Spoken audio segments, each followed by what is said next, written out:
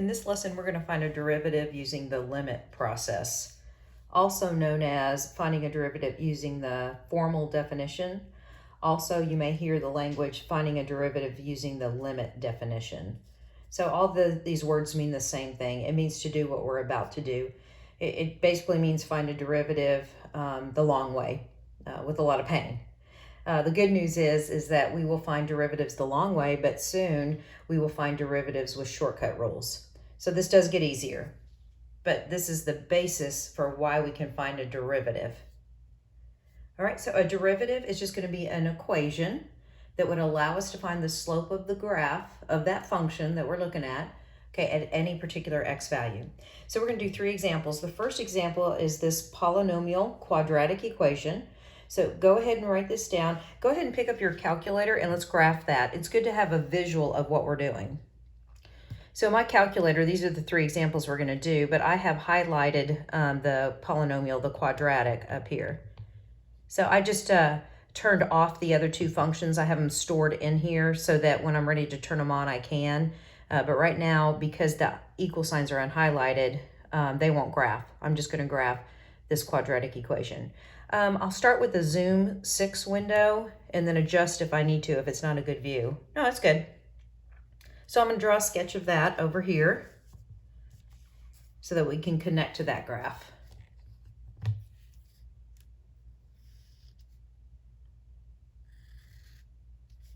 Looks like the vertex is maybe down here. Looks like I passed through the y-axis here, the x-axis here. So just trying to get a rough sketch. Don't worry about tick marks. The objective here is just to use this graph as a visual aid of what we're doing. Okay, at least put arrows on the ends of the parabola though. Okay, so for this function right here, remember, if you want to find any y value on this graph, all we have to do is evaluate the function at those x values. So I want to kind of come up with a couple of points here that we're going to use later. So let me hit trace and let's see, I think I want to put in trace x equals 2. So I'm going to say that this is the ordered pair 2, -5. It's about right here. All right, and then I also want to point over here. So let me kind of evaluate my graph. Maybe something way up here, maybe at -1, maybe, let's do -2. So I'm going to trace with -2. Oh, that's off the screen. You can see that that y is 11, but remember the top of the screen only goes to 10.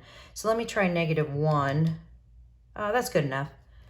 So that ordered pair is -1, 1, and it's about right here on the graph. Okay, a quick reminder, because students get confused, is if I were to go over to this function and insert -1 for this x and this x and this x, I'm going to get an output of 1. So this equation gives us the y values on the graph. If I were to plug in x equals 2 to this function, then the result would be -5. So remember, the function gives y values. The derivative gives the slopes at those x values. All right, so once we find the derivative, which will be another equation, we're going to want to put in these same x values to get an answer that tells us what the slope of the graph is at these x coordinates. So let's go ahead and draw in a tangent line to the curve at these 2 x values. So this tangent line right here has some slope, and it's positive because of the direction. And whatever the slope of this tangent line is exactly the slope of the graph at x equals 2. So once we get our derivative, going through all the pain, we should be able to plug in x equals 2 to that equation, and it should generate a positive number to represent this positive slope. Now over here, let's go ahead and draw in a tangent line at x equals -1. We can see that we would have a line that has a negative slope because the graph of the function is decreasing. So once we get our derivative and we plug in x equals -1, the answer we get should be a negative value because the graph of this function is decreasing through x equals -1. All right, we'll come back and connect to these later. Let's go ahead and work on finding the derivative using the limit process, the formal definition, or sometimes called the limit definition. I'm going to leave a couple of spaces here. All right, so we have to memorize the definition. So the limit, as we can choose h goes to 0 or delta x goes to 0. Just for the sake of less writing, I'm going to do h goes to 0. So a derivative is found by taking the limit of a difference quotient. So I'm going to have h here, not delta x. So this is the formula. And when we first insert 0 in, we usually get indeterminate, and that's why we have to do all that algebra that we've learned in previous lessons when we were finding limits. Okay, so let's go ahead and set this up. So far I have 2x squared minus 4x, and that will go right in here for f of x. But what I need to generate is f of x plus h. So I'll come up underneath the equation, and I put f of x plus h, which means that gets replaced in for this x. X plus h goes here and here.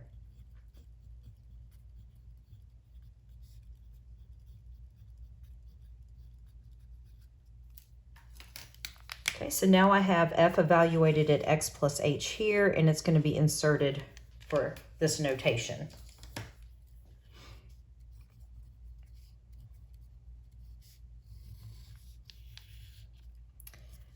All right.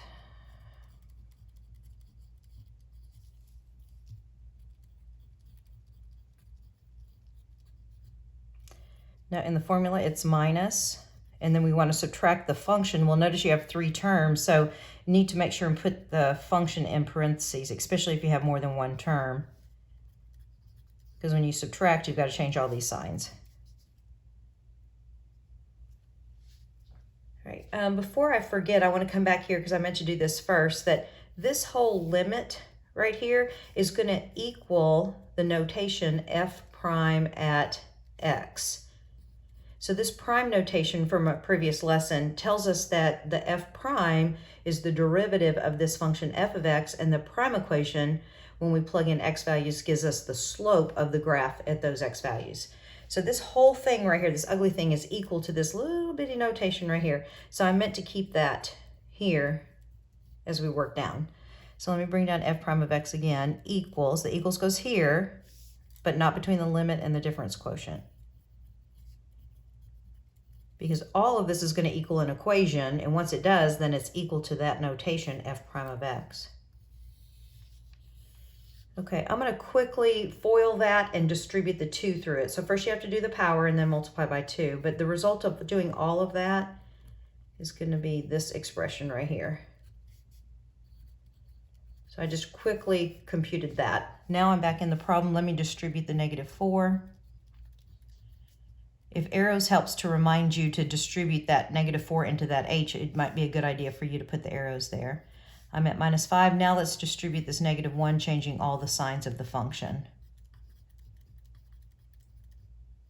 Plus 4x plus 5 over h.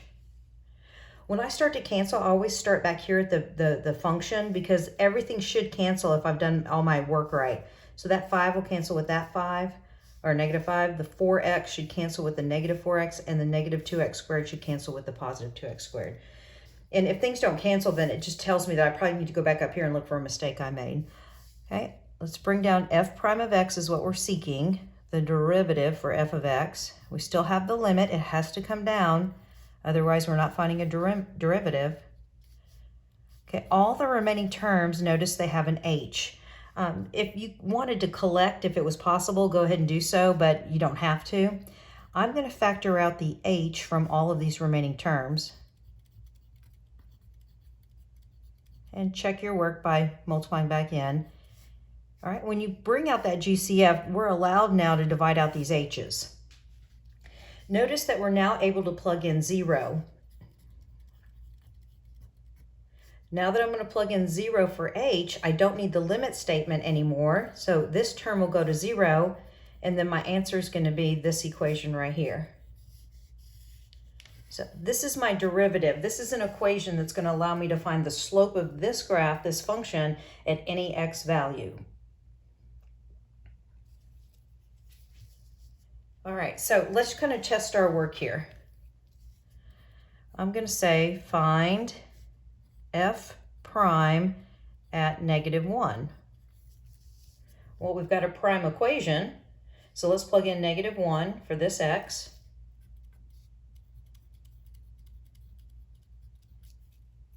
Now, nice and neat, work down. F prime of -1 is equal to -8. So -1, -8 is not a point that's on this f graph. -8 represents the slopes. This is the slope of f at x equals -1. We should have got a negative value because we know the function's decreasing through here.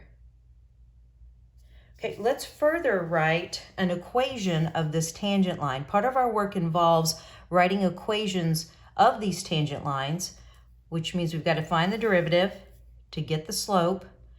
But now we're going to find an equation of that tangent line.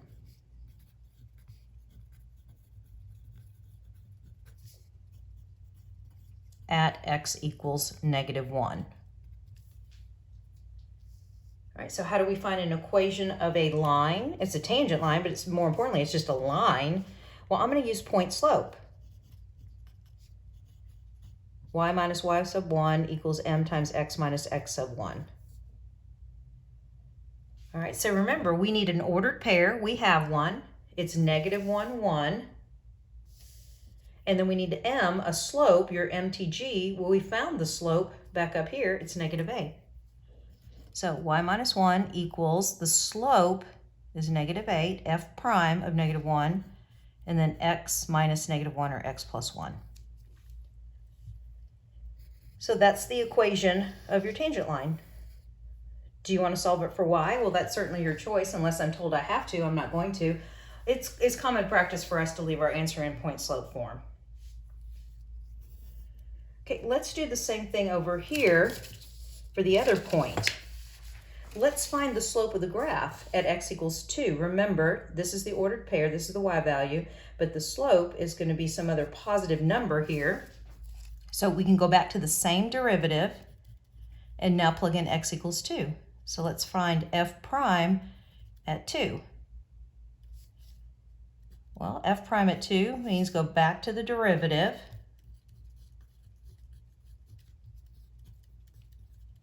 This would be 4. We knew the slope should be positive because the graph of the function's increasing.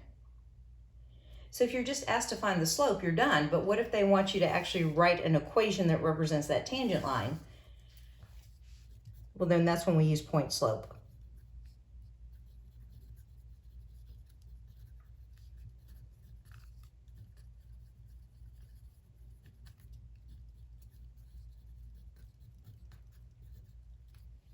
So to find an equation of a tangent line at x equals 2 means we have to have the derivative.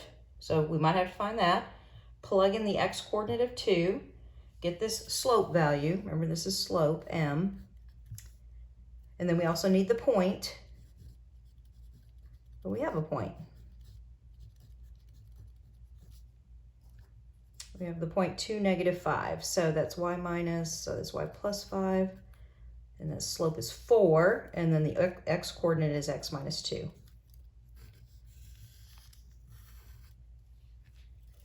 So we just have to kind of get used to the notation and the language. All right, let's look at example 2.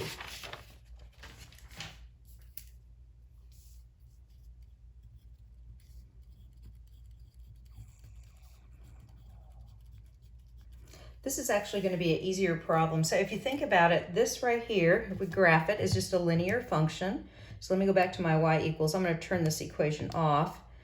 You just turn it off and on by going over on top of the equal sign and hitting the enter. So that's off. And now that that's off, let me hit enter again. And it turns that one back on. I'll do a zoom 6 window. Okay, let's see. Go to. Oh, I put a subtraction sign. That needs to be a negative. Okay, so -6x minus 1. I probably didn't need the calculator for that, right? So the y-intercept is down here, and the slope is pretty steep in a negative direction. Okay. Let's choose 2 points that are on this linear function. This is kind of a special case. I didn't want to start with a special case. This one really should be easier for us, even though it seems weird. Okay, let me choose, let's see, I'll come over here. Let me trace and hit 1. So I'm down here at the point 1, -7. So we'll say this is 1, -7. Remember, this is x and this is y. And then I'll do +1, or excuse me, -1. Yeah, -1. I'm way up here at 5. So -1, 5 is up here. All right, before we do any work at all, let's think about what the derivative gives us. The derivative, once we find this, gives us the slope of the graph. Well, a linear function has a constant rate of change or a constant slope. So no matter what, if you're asked what's the slope of the graph at x equals -1 or what's the slope of the graph at x equals 1 on this line, well, the slope's going to be the same thing. It's going to be this coefficient that we've come to know in front of x from previous courses. So my answer should just be -6. That's going to be the slope of the tangent line.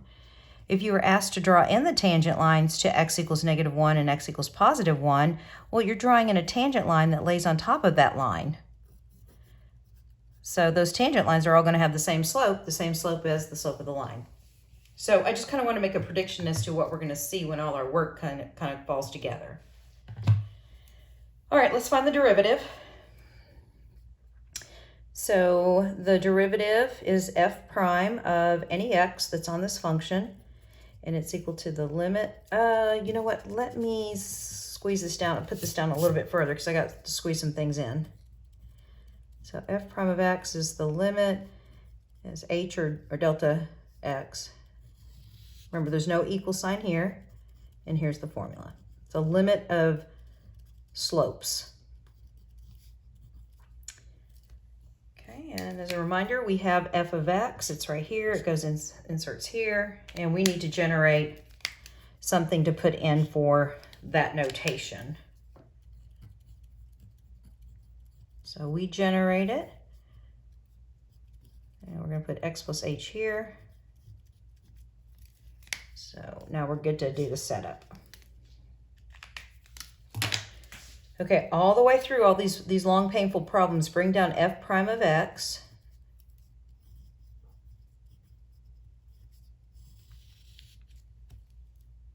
Okay, and then we'll insert the expressions we have. Okay, all that, and then the minus, that's a difference quotient. And then f of x, don't forget to put f of x in parentheses.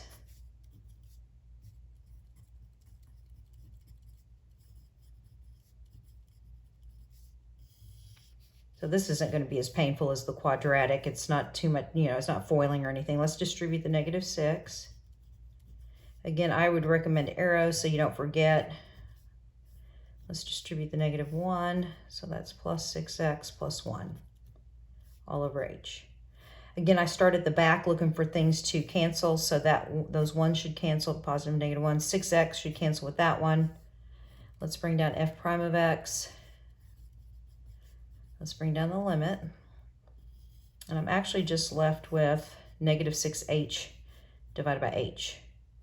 So what happens is the h's divide out. So now I have f prime of x equals, there's no place to plug 0 in. I'm done. The answer is always going to be -6. So let's see if that makes sense. Sure. The derivative for a linear function is just going to be the coefficient on x, so my answer should be -6. No matter what x value you choose to stand on this linear function, the slope through that x coordinate is always going to be the same as the slope of that line, or -6. Okay, so what if you were asked to write the equation of the tangent line through x equals -1? So to write the equation of the tangent line, we first need to find the slope. It's going to be the same as the function, but just to kind of prove it, let's find the slope at x equals -1. So I'm going to plug in -1 here. There's no x, so my answer is always -6. So that's the slope. Now, what's the ordered pair? Well, the ordered pair is f of -1 equals 5. So remember, this is x, this is y on the function. I'll call this little m for slope because it's on the prime. So let's do point slope. So y minus 5 equals -6 times quantity x plus 1. All right, if we were to clean this up, I wouldn't, but just to prove that this is the same function, if I were to clean this up, I'm going to distribute the -6, -6x minus 6, and then I'm going to add the 5 to the other side. So I get -6x minus 1. So that's the equation of the tangent line. Oops, sorry. Equation of the tangent line, which is actually the equation of the function, and it should be. So we could do the same thing when x is the positive one that we were looking at over here, but it's going to end up being, when we set it all up, we're going to get the same equation. Okay, let's do one more example.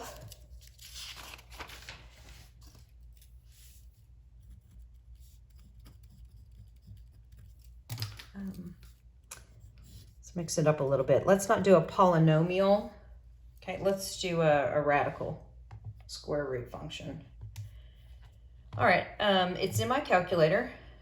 I'll turn off my linear function and then press enter and turn on this one. I know what that looks like. I really don't need the calculator to help me. It's the square root function shifted right 4 based on my transformational knowledge. So I'm going to go ahead and draw it over here. It's a shift over here, and the square root function does something like that. Okay, the square root function is kind of interesting because it's got this place on it, this endpoint, so to speak, and it's not a polynomial function, you know, where the derivative exists everywhere. The derivative just exists from x equals 4 on. Actually, it doesn't exist at 4, but we'll look at that in a minute.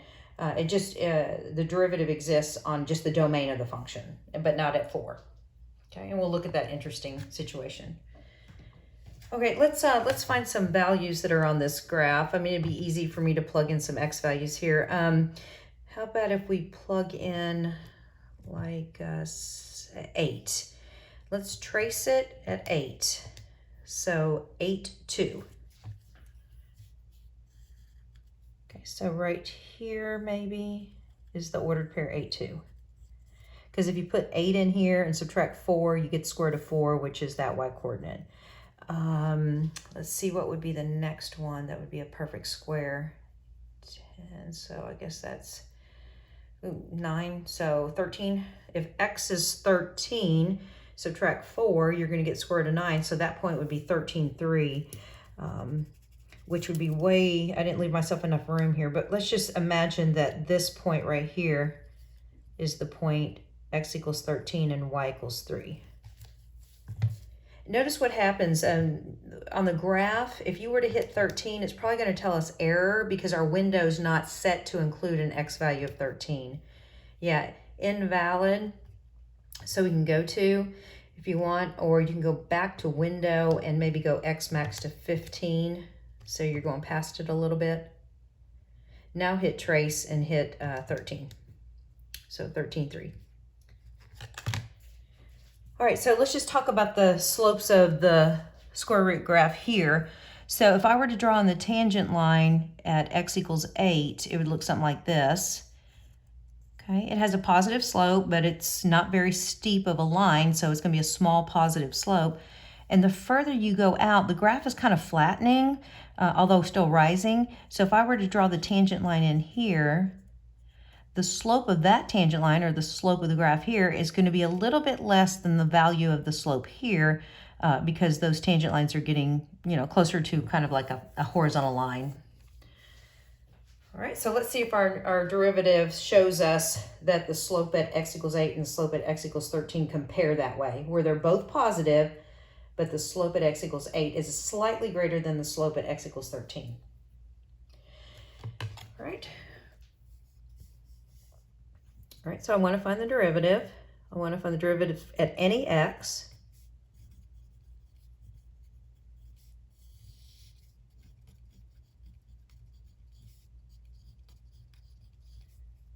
If you want to attempt this on your own, turn the video off and then come back and check to see how you did.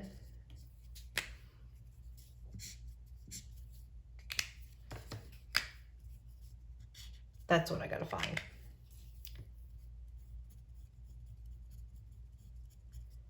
So right here, that becomes x plus h, and don't forget the minus 4. And make sure that it's all underneath the radical. Okay.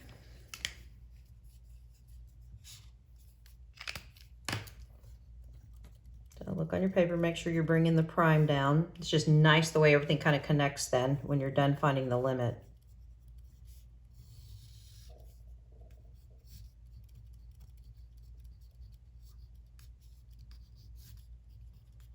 No, I don't need parentheses around this because this is one group, okay?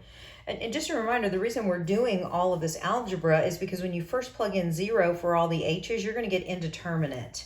So that's why we have to do, like, you know, the algebra or the multiplying by the conjugate, which we're about to do here. Okay, so for this one, we tack on a multiplication of the conjugate, which are just these 2 square roots with the addition sign. And don't forget to put it down here. I know I will. I don't know why I just blank that out sometimes. So we've had practice with this.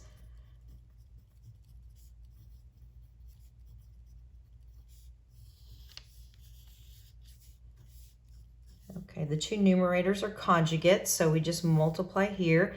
Out will pop x plus h minus 4. When we multiply plus and minus, we get a minus. Don't forget to put parentheses now, because when you multiply these 2 like radicals, you get x minus 4. All right, in the denominator, the whole intent is to divide this h out. So please don't distribute that h into each of these radicals and putting them in front. Let's just leave it out front here so that I can divide it out in a later step.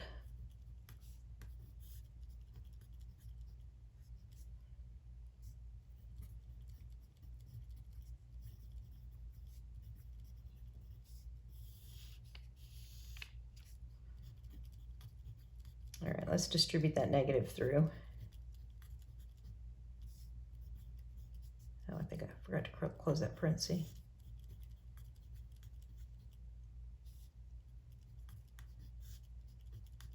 Hope we got everything. Okay, start from the back. 4's will cancel, x's cancel.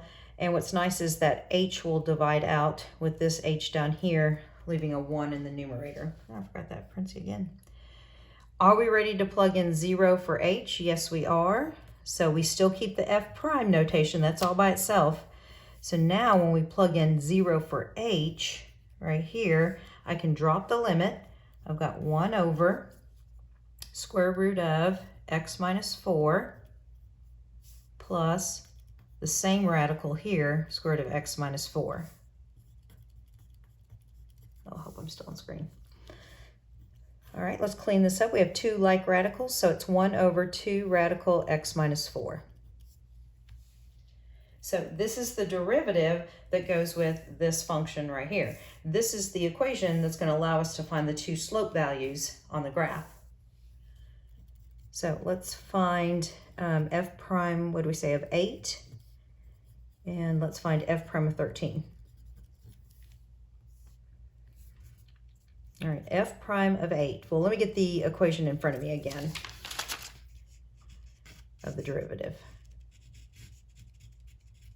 So now f prime of 8, 1 over 2 times the square root of 8 minus 4. So let's square root of 4. Square root of 4 is 2. 2 times 2 is 4, 1/4. So the slope of, this is what the prime means, the slope of the graph at x equals 8 is 1/4. All right, let's find f prime of 13. Yeah, but let me put it's good to put the equation right in front of us.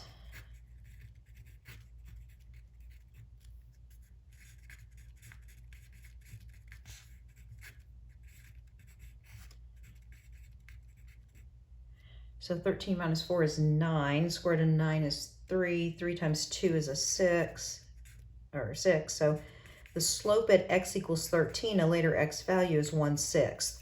And 1/6 is a number smaller than 1/4. Okay. Could I write the equations of the tangent lines at those 2 x values? Yes, I would write down point slope. I've got the point 8, 2. And I've got the m value, the slope of 1/4, I can insert everything. Likewise here, I can write the equation of the line that's tangent to the graph at x equals 13 because I have the point 13, 3, the xy coordinates, and the m value of 1/6. So hope that helped.